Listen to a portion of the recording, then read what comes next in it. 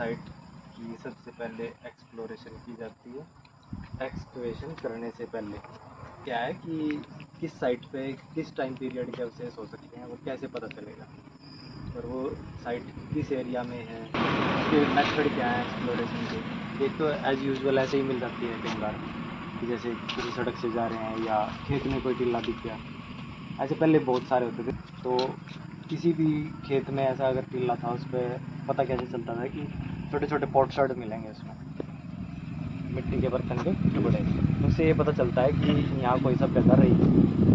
तो उस टिल्ले के वो अवशेष ही ये दर्शाते हैं कि ये एक आर्कियोलॉजिकल माउंट है। तो उसकी एक्सप्लोरेशन की क्यों जानी चाहिए, और जब एक्सप्लोरेशन की जाती है तो फाइंडिंग्स क्या होनी चाहिए और तरीका क्या है उसको करने का। तो जैसे अब हम इस टिल्ले पे हैं तो हम शुरुआत कैसे करेंगे। एक तो एरियल मैपिंग होती है, ड्रोन कैमरा हो हमारे पास, उससे पता चले, या एक का एक्सप्लोरेशन करेंगे। एक्सप्लोरेशन करते वक्त लोकल जो मेथड है, जो हम देसी जो मेथड है वो यूज़ करेंगे। फिलहाल हमारे पास कोई इक्विपमेंट नहीं है, ना ड्रोन है ना हेलीकॉप्टर, कुछ नहीं है। तो हम इस टिल्ले की एक्सप्लोरेशन करेंगे। तो उसकी शुरुआत कैसे है कि और एरिया वो देखना है जिसका कटाव हुआ हो। जैसे कल बारिश हुई तो कटाव, बारिश में जो कटाव होता है ना पानी, तो उस कटाव में क्या होता है कि लेयर दिख जाती है कई बार। अगर कोई दीवार है तो वो दीवार भी दिख जाती है। एंटीक्विटी जितनी मिलेंगी उसमें भी, रैंडम कहीं भी मिल जाएगी, पर उसमें मिलने की सबसे ज़्यादा चांसेस। अब पता कैसे चलेगा कि कौन कौन से इस कल्चरल फेज में किस टाइम पीरियड का टिल्ला है, कौन कौन से फेज इसमें मिलेंगे। तो मेनली तो क्या है, पोर्ट शर्ट देखते ही पता चल जाएगा। हड़प्पन है, भागड़ा वेर है, अर्ली हड़प्पन है, या लेट है, या फिर बाद की मुगल एरा है। और सबसे ज़्यादा क्या है कि इस टिल्ले का इतिहास ये है कि 3री शताब्दी ईसा पूर्व यानी कि कुषाण काल से शुरू होकर लेटर मुगल पीरियड तक मिलता है। यानी कुषाण काल, गुप्त, फिर हर्षवर्धन, हर्षवर्धन के बाद राजपूत काल लगा, फिर सल्तनत, फिर अपना मुगल पीरियड। तो ये फेजेज हमें इसमें टिल्ले मिलते हैं। इसकी सबसे पहले खुदाई या सबसे पहले एक्सप्लोरेशन जो हुआ था कनिंघम के टाइम में हुआ था, 1921 से 23 के बीच में। उसके बाद जो खुदाई हुई है इसकी दो बार खुदाई हो चुकी है। वो आपने कुरुक्षेत्र यूनिवर्सिटी के AIS डिपार्टमेंट में खुदाई की थी 1972 से 73 के बीच में। पकी हुई मिट्टी की मोहरें, कुषाण काल की कॉपर कॉइन्स, तांबे की मोहरें, ये सबसे ज़्यादा। मिट्टी की पेड़ मूर्तियाँ हैं, पत्थर के तरासे गई मूर्तियाँ हैं, कुछ वो बौद्धिक मूर्तियाँ, बस वो लोग यहाँ बसे। तो उनका जो कल्चर था, जैसे उनके पास सिक्के थे, मोर की मूर्तियाँ जो उन्होंने बनाई, ठीक है, जो भी डेवलपमेंट उनकी थी वो उस टिल्ले के ऊपर दिखती मिलेगी। तो लेयर वाइज क्या है कि वो चले गए। उन लोगों ने क्या किया, तो मिट्टी डाल दी होगी, या जो बाढ़ आई, बाढ़ में क्या होता है कि वो जो गाज पीछे से आई है ना, उसके ऊपर से चली गई। यानी कि इतना उच्च टिल्ला हो सकता है। सरस्वती नदी का भाव बहुत है, क्योंकि सरस्वती का ड्राइड अप प्लेस है ना, सूखी हुई नदी का एरिया है। सरस्वती जब कभी यहाँ बहती थी, तो ऐसे ही 3री सभ्यता फिर हर्षवर्धन का टाइम आता है, लेटर गुप्ताज में। तो उस टाइम भी ऐसा ही हुआ कि जब उसका शासन यहाँ था तो वो लोग भी यहाँ बसे। उनके भी जो उन्होंने डेवलपमेंट की उसके प्रमाण फिर यहाँ भी फिर मिलेंगे। तो एक के ऊपर एक जब भी हम ये देखते हैं ना कि ये सबसे पुराना कौन सा है, वो नीचे से शुरुआत होती है। अगर हम किसी टिल्ले की खुदाई करते वक्त जब ये देखना ना कि लेयर सबसे पुरानी कौन सी, वो सबसे नीचे वाली होती है। और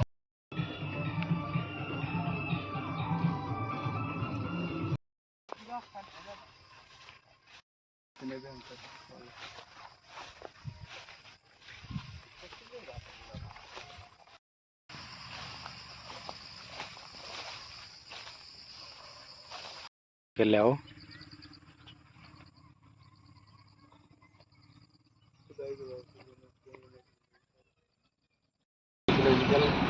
शुरुआत करते हैं एंशिएंट माउंट से, हर्षकलिला भी पसंद है। और ये कुरुक्षेत्र जिसका प्राचीन नाम थानेश्वर या थानेश्वर है। थानेश्वर का मतलब है स्थान ऑफ ईश्वर, जो भगवान का स्थान है या महादेव का स्थान है। जो यहाँ पे क्या है, थानेश्वर महादेव मंदिर भी है, जो करीब 8वीं से 10वीं शताब्दी के बीच बनवाया गया था। राजपूत काल के दौरान गुर्जर प्रतिहार राजाओं का जब शासन यहाँ रहा इसे मंदिर को टाइम का बनवाया गया है।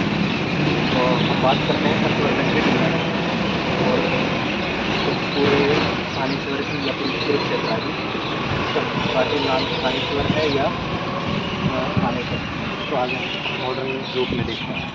तो इसकी मान्यता ये है कि जब महाभारत काल के दौरान जब कौरव पांडव यहाँ लड़ने के लिए इस स्थान पर आए तो इन्होंने सबसे पहले एक मंदिर की स्थापना की थी जिसका नाम था स्थानेश्वर महादेव। ये है लोक मान्यता, जैसे धार्मिक मान्यता भी कहा जा सकता है कि ऐसा हुआ था या हुआ होगा। इसके रिटर्न एविडेंस मिलना सिर्फ वामन पुराण या अन्य कोई धर्म ग्रंथ है उनमें मिल सकता है। इसके अलावा किसी भी आर्कियोलॉजिकल फाइंडिंग में ये कोई प्रूव नहीं करता कि ये कोई महाभारत कालीन ऐसा कुछ। तो धार्मिक मान्यता हो सकती है, लोक कथा हो सकती है।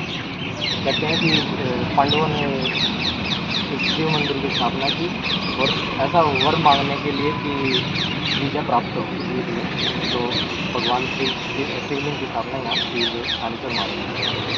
तो अब हम चलते हैं हर्ष के किला के ऊपर जिसमें कि हमें एविडेंस मिलेंगे कुषाण काल से लेकर मुगल काल तक। चलिए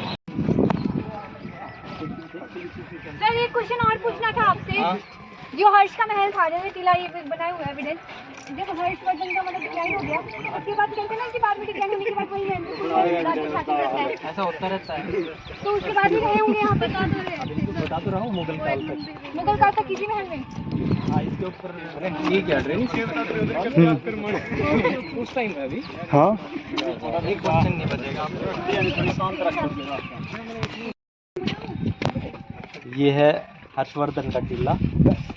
हर्षवर्धन का टीला इसलिए क्योंकि सबसे पहले जो मेन बसावट यहाँ की थी जो हिस्टोरिकल पीरियड में आ जाती है तो जो मेन बसावट होती है वो हर्षवर्धन के, क्योंकि पूरे के पूरे नॉर्थ में हर्षवर्धन का शासन रहता है तो इसलिए हर्ष का टीला। और इसमें एविडेंस जो दबे पड़े हैं वो मेनली हर्ष के माने जाते हैं। तो सबसे ज़्यादा एविडेंस जो मिलते हैं हर्षवर्धन टाइम पीरियड के मिलते हैं और इसकी शुरुआत होती है पांडे आर्कियोलॉजिस्ट थे, उनके अंडर में 4 बार खुदाई हो चुकी है 1987 से लेकर 88, 90 से 91 4 बार खुदाई हुई। 4 बार की खुदाई में हमें एविडेंस मिलते हैं लेटर हड़प्पन में भी क्या था, ग्रेवियर है, पेंटेड ग्रेवियर है और रेडवेयर है, स्लिपवेयर है। ऐसे कुछ एविडेंस कुछ संख्या मिले हैं, इतनी ज़्यादा संख्या में नहीं कह सकते। वो भी वजह क्या थी कि सरस्वती नदी के किनारे है, ये सरस्वती नदी के किनारे ही जस्ट यहीं पे सरस्वती पास में ही। तो सर इस टाइम तो फिर वो सूखी हुई नदी ही होगी। क्या होगा इस टाइम पे? अभी तो छोटा सा नाला है, हाँ तो सूखी चुकी है करीब जितनी ये तो पट्टी है ना, इसके लिए वो बताई गई है इसके बारे में। तो जितनी की ये पट्टी है ना इतना चौड़ा नाला बचा हुआ है सिर्फ ये दिखाने के लिए कि ये सरस्वती थी। कहते सर आज भी आवाज़ आती है सर बहने की, कहते धरती के नीचे बह रही है, ऐसे बहुत कुछ अफवाहें सुनने को नहीं मिलती है। नहीं ये लोकल टेल्स है। ऐसे तो ये भी कहा जाता है कि ये जो शेख चिल्ली का मकबरा है इसको भी जिन जो होते हैं हाँ सर वो कवर करके रखे हैं। हाँ उसने रात में बना के वो गायब हो गए, ऐसा होता है। पता नहीं कितने ये लोकल टेल्स हैं, ये हेरिटेज बुक पे बताई भी जा सकती हैं कि ऐसा हो सकता है कि लोकल लोग क्या कहते हैं इस बारे में। तो प्रथम शताब्दी कुषाण काल से लेकर मेनली क्या है कि कुषाण काल से लेकर लेटर मुगल्स तक के प्रमाण हमें यहाँ खुदाई में प्राप्त होते हैं। 6 फेजेज में खुदाई हुई थी। तो कुषाण काल सबसे पहले और उसके बाद क्या आएगा कुषाण, फिर हर्षवर्धन, उसके बाद राजपूत काल, उसको राजपूत काल कह सकते हैं, ये गुर्जर प्रतिहार काल है। और उसके बाद जो आता है फिर सल्तनत, फिर मुगल। तो जो मैं बता रहा था ना कि 10वीं शताब्दी जो 1014 ईस्वी में जब आक्रमण होते हैं गजनी के, तो उसमें स्थानेश्वर महादेव मंदिर जो है यहाँ से दिखाई दे रहा है क्या? वो देखो हो रहा है, वो गुरुद्वारे जैसा है। वो गुरुद्वारे जैसे बने हुए हैं? गुरुद्वारा उसके साइड में है। इसके इधर गुरुद्वारा है जो गुरु अर्जुन देव सिंह ने बनवाया था। ले चलना सर आज। हाँ हाँ वहाँ चलेंगे हम। आपने शायद पोस्टर देखा नहीं ध्यान से। तो क्या था कि मैं एक मिनट सर ने बोलेंगे है जिसे जो मूर्ति महादेव की मूर्ति भी मानी जाती है कि वो मूर्ति महादेव की थी। शायद वो मूर्ति सोने की थी या फिर कंचे की थी। वो मूर्ति वो उठा के यहाँ से ले गया था और पूरे मंदिर को ध्वस्त कर दिया। ऐसे कोई एविडेंस अब मिलते नहीं क्योंकि ये बाद में 17वीं शताब्दी में शायद पेशवाओं की मिलती हैं, जो अभी एक ही बची हुई है, जो अपनी यूनिवर्सिटी की दीवार के साथ लगती थी, फाइन आर्ट्स डिपार्टमेंट के साथ। बुद्धा स्तूप। हाँ, स्तूपा भी है और साथ में मोनेस्ट्री भी है। मोनेस्ट्री मतलब जहाँ प्रीचिंग करते हैं ये लोग। तो इस बात के प्रमाण ये देते हैं कि मतलब हमें कैसे पता चलता है कि कोई राजा हर्षवर्धन था या नहीं था। 6वीं शताब्दी है, राजा हर्षवर्धन है, हमारे पास आर्कियोलॉजिकल एविडेंस तो हो सकते हैं, पर कैसे पता चलेगा कि वो हर्षवर्धन के हैं या गुप्ताओं के हैं। तो उसके साथ साथ लिखित प्रमाण होना आवश्यक है, जो कि हम ड्यूरिंग एक्सप्लोरेशन भी करते हैं। कि किसी भी साइट पे हम गए, एक्सप्लोरेशन कर रहे हैं और कोई आर्टिफैक्ट मिलता है, तो कैसे पता चलेगा कि ये उस टाइम का है भी या नहीं। अभी नेटो देख के क्या लगता है कि किस टाइम की है। ये सारी मुगलिया ईंटें हैं, लखोरी ईंटें बोलते हैं इसको, जो इसी ट्रम है। उससे पहले की होगी तो टूट नहीं जाएंगे, बिल्कुल वो हो जाती है। उससे पहले की होगी तो कैसे पता चलेगा कि किसी भी आर्कियोलॉजिकल एक्सकवेशन में पता चलता है कि जब हम खुदाई करते हुए नीचे जाते हैं ना, और जब हम काउंटिंग करते हैं उसकी, तो सबसे पुरानी जो लेयर होती है वो सबसे नीचे होती है। तो वहाँ से नीचे से ऊपर की तरफ हम काउंटिंग करते हैं, तो उसमें पता चलता है जो पहली ये कुषाण कालीन है, तो कुषाण और फिर गुप्त, इस ईंट में और गुप्ता पीरियड की ईंट में काफ़ी अंतर है। ये इस ईंट का तो साइज इतना सा है, और जो गुप्ता ईंट है वो इतनी बड़ी है, इतनी चौड़ी, इतनी बड़ी है, जो कल हमने वहाँ भी देखी थी टिल्ला में।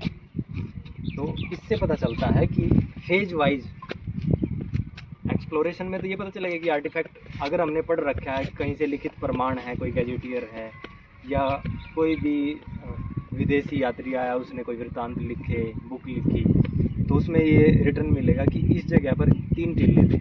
ये ह्वेनसांग कहता है कि यहाँ पर 3 टिल्ले हैं। तो अभी हमारे पास कितने टिल्ले हैं? 2 ही हैं, एक ये हर्ष का टिल्ला और एक करण का। तो तीसरा टिल्ला क्या है, समाप्त हो चुका है। तो इससे पता चला ना कि ये हर्षवर्धन का टाइम था। अब सफ़ेद रंग का एक महल था और वो भी 2 मंजिला, तो कहाँ गया वो महल? तो वो महल इसमें दफन है, इस टिल्ले में। तो कितने फुट नीचे किस लेयर में होगा वो? पहले मुगल, फिर सल्तनत, उसके बाद गुर्जर प्रति आर्य राजपूत काल, उसके बाद फिर हर्षवर्धन, फिर गुप्त, फिर कुषाण, ऐसे। तो सबसे पहले कि लेटर हड़प्पन पीरियड के जो एविडेंस हमें जो मिलते हैं वो कुषाण से भी पहले हैं। उससे तो और नीचे होगा उसको भाई। तो यानी कि ऐसी किसी जगह की यहाँ पर खुदाई हुई, या हमें किसी सरफेस पे ही उसके एविडेंस पड़े मिले, जो लेटर हड़प्पन है। लेटर हड़प्पन होने का सीधा सा कारण है, जितनी भी सभ्यताएं थी या हड़प्पन सभ्यता थी वो नदी के किनारे थी।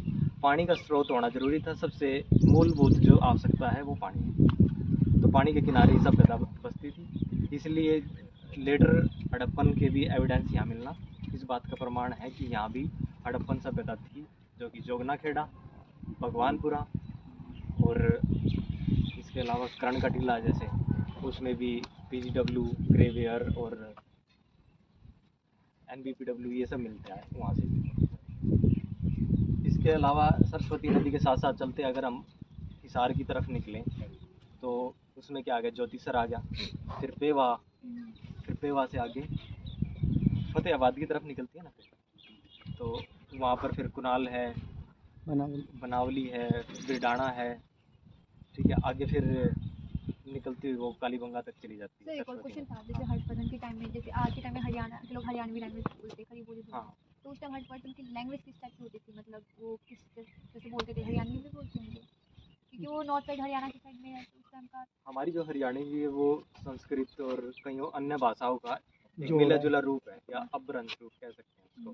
तो उस टाइम बोली तो जाती थी हरियाणवी, पर जो शास्त्रीय भाषा कह सकते हैं या फिर जो दरबारी भाषा थी वो संस्कृत की थी।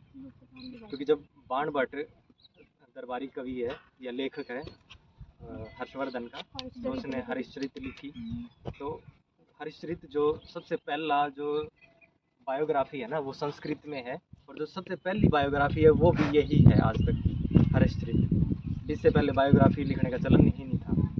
तो सबसे पहली जो बायोग्राफी है ये है, इसके बाद फिर बाण भट्ट की पृथ्वीराज, हाँ। तो नेक्स्ट वो मान सकते हैं, या इसके बीच में कोई और भी हो सकती है। तो स्टेबल किसी ने दिल्ली में हर्षवर्धन, हमारे शहर में भी है सर, अग्रसेन की बावड़ी देखी है, हमारे शहर में भी है कैथल में, कैथल में भी है सर, अभी हाँ मैम में भी है, तो उनको यहाँ पे भी है थोड़ी आगे। वो फेमस है रानी की बावड़ी। हाँ, रानी की बावड़ी है हमारे, वो हिसार में कहीं नहीं वो तो और किस स्टेट में। इसका भी नाम यही है। तो फिर ये क्या है अगर ये ऊपर से बना हाँ तो मैं बता रहा हूँ कि पहले जितने भी कुएं थे ना वो ढके ढके रहते थे, आधी ढके। आधे नहीं पूरा ही ढका होता है। ये तो वैसे डिजाइन दिया गया, डिजाइन ये शेप है इसके, ये जितना वेट इस पे आया हुआ है ना इसको संभालने के लिए, क्योंकि इन्होंने पूरा कवर किया हुआ है इसको। बॉडी सब देख रहा हूँ सिर्फ कैसी चीज सर ये मुझे बाहर बोल दिया जितने जितने भी जी सर। स्टोन लगा हुआ ना, रेड सैंडस्टोन बोलते हैं इसको। अब इंग्लिश में फिर थोड़ी दिक्कत होगी। हिंदी भी ठीक है। ना इंग्लिश में ठीक है सर अंदर नहीं जा सकते क्या? अरे जाएंगे अंदर की बिल्कुल। तरफ से चलेंगे। जितना पत्थर दिखाई दे रहा है ये है रेड सैंडस्टोन, ठीक है। ये जो मस्जिद है, मस्जिद एक्चुअल में होती क्या है, गुंबदाकार होती है, आर्क होती है उसमें। पर ये टेम्परेरी बनाई गई थी जब सराय यहाँ पर बनाई गई। ये मस्जिद है क्या? ये मस्जिद है, ये कभी उपयोग में नहीं आई। इसकी वजह साफ ये थी कि जो शेर ससूरी की वाइफ थी ना, वो एक दिन कहती है कि मुझे थानेश्वर में या थानेश्वर में एक मस्जिद की आवश्यकता है जो यहाँ के निवासी हैं, तो एक आप मस्जिद बनवा दो यहाँ। तो उसने क्या किया कि एक मस्जिद बनवाई जरूर, क्या कि यहाँ के कारीगरों से जो कि हिंदू कारीगर थे। वजह ये रही कि उनको कभी पता ही नहीं था कि मस्जिद का स्ट्रक्चर होता कैसा है। तो उन्होंने क्या किया कि इसको बना तो दिया ऐसे, पर बाद में ये रहता है कि अब इसमें नमाज अदा करे या जो भी होता है, पूजा होती है, वो करे या नहीं करे। जब उन्होंने इसको आके देखा, जब ये बन के तैयार होगी तो ये टिल्टेड है, इसका झुकाव इस तरफ है ऐसे मस्जिद है। नीचे की तरफ है। दिख रहा है ये तो इस्लाम में तो क्या वही तो होता सर है बता रहे हैं कि कि हिंदू और सीधा मुस्लिम पाठ चीज है तो अच्छी बात है। हाँ जो मुड़ी तुड़ी ऊंची नीची है उस पे ये कभी भी नहीं आते जाते। धर्म के खिलाफ है। हाँ धर्म के खिलाफ ही ऐसा मानते हैं। अच्छा, तो टिल्टेड इस पे वही है निकल ये, उसकी इसका झुकाव उसकी तरफ हो रहा है, नीचे की तरफ है, तो इसलिए ये कभी उपयोग में लाई नहीं गई। और जो आर्किटेक्ट थे उन्होंने क्या करा कि वो कभी दिल्ली गए होंगे, साथ में व्यापारी थे उनके साथ आते जाते होंगे, तो इन्होंने क्या करा कि कुतुब मीनार बनी हुई है, कुतुब मीनार का जैसा स्ट्रक्चर है देखा है, तो कहीं ना कहीं उससे कॉपी करके ही मीनारें बना दी जी, ये वाली। तो जो भी जहाँ भी जो आर्किटेक्चर देखा वो इसी के अंदर उठा के सारा इसी के अंदर डाल ओके ओके नहीं ये दिया। ओके चलो।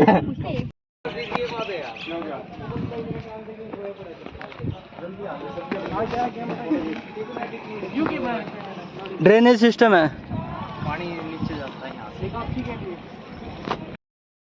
उसने वहाँ दीवार निकाल ली, उसको कोई मतलब नहीं है इधर क्या है इधर क्या है, उसका सिर्फ साफ सा मतलब ये है कि उसको यहाँ रहना है, अपना काम चलाना उसका है। तो ये ऐसे हुआ हो, तो ये देखो स्ट्रक्चर कितने ऊंचे गए हुए थे और ये